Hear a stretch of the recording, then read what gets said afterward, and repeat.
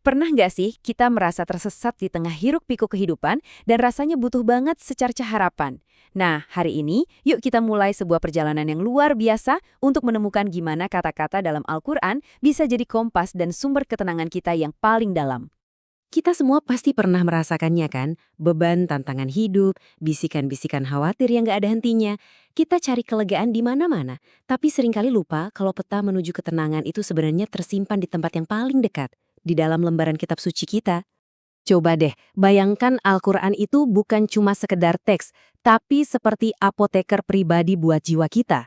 Dia punya resep yang pas untuk setiap luka, menyalakan lentera di sudut pikiran kita yang paling gelap, dan menawarkan penyembuhan serta bimbingan yang kita butuhkan, tepat di saat yang kita perlukan.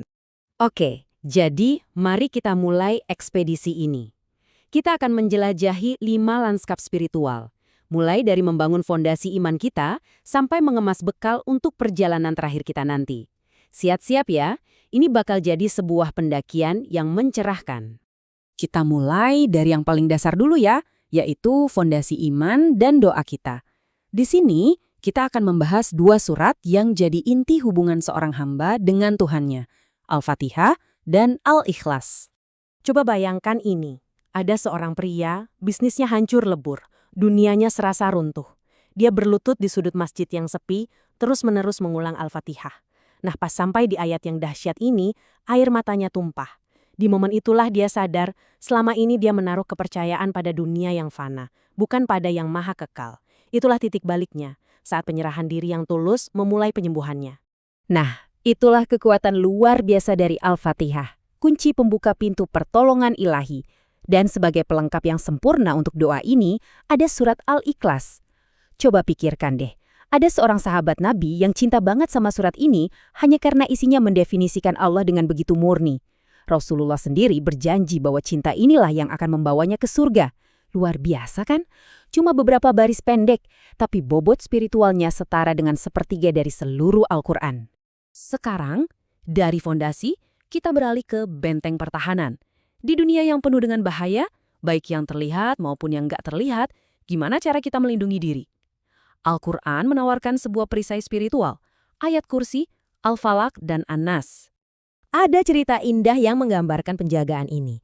Seorang ibu dengan setia ngajarin anaknya buat baca ayat kursi sebelum tidur. Suatu malam, ada pencuri coba masuk ke rumah mereka. Tapi, tiba-tiba si pencuri ini diliputi rasa takut yang luar biasa dan langsung lari. Ini bukan kebetulan loh, ini adalah wujud nyata dari janji ilahi. Kata-kata perlindungan itu menjadi perisai yang benar-benar nyata. Nah, inilah kenapa ayat kursi itu penting banget. Ayat ini bukan cuma penjaga rumah, tapi juga penjaga jiwa kita dari gangguan setan dan pemberi ketenangan buat hati kita yang gelisah. Dan yang ini dalam banget maknanya. Al-Quran itu memberi kita sistem pertahanan 2 lapis.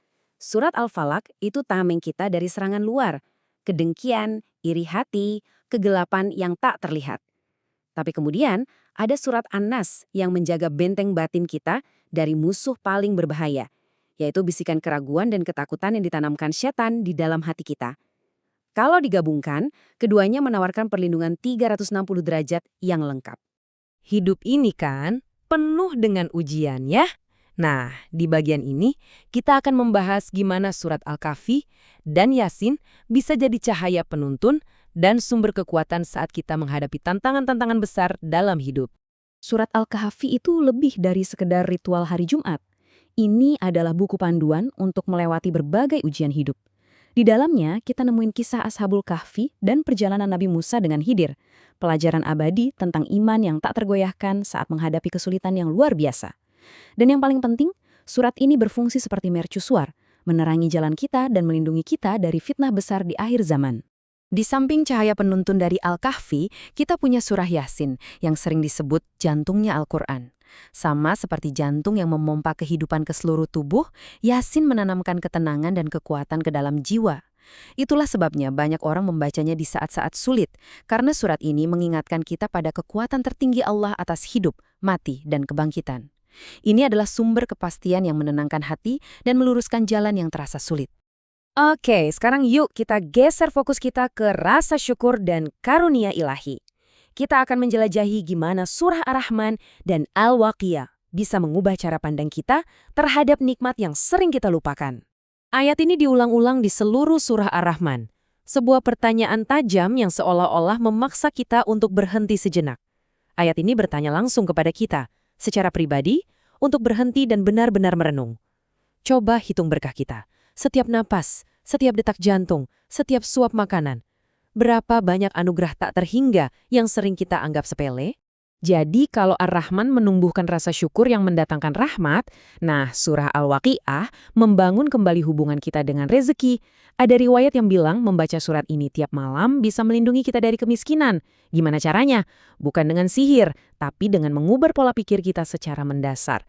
Surat ini menanamkan tawakal yang dalam, keyakinan yang kokoh bahwa semua rezeki itu datangnya dari Allah, dan ini membebaskan kita dari cemas akan kekurangan. Kita udah sampai di bagian akhir perjalanan kita nih, yaitu persiapan untuk kehidupan setelah dunia ini. Di sini, kita akan fokus pada perlindungan yang ditawarkan oleh surah Al-Mulk. Dan ini mungkin janji yang paling menenangkan dari semuanya. Rasulullah memberitahu kita bahwa surat ini nggak akan tinggal diam. Ia akan jadi pembela kita, pengacara kita di alam kubur, memohon atas nama kita sampai kita diampuni.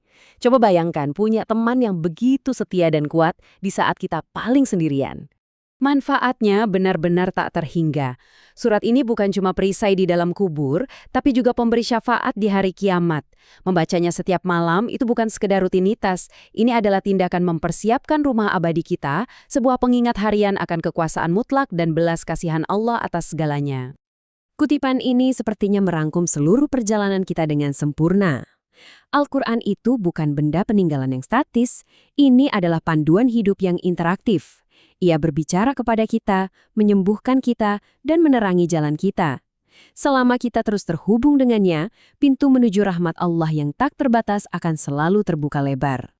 Jadi setelah mendengar semua ini, sekarang bolanya ada di tangan Anda. Dari permata-permata yang sudah kita temukan ini, mana yang paling berbicara langsung ke hati Anda saat ini?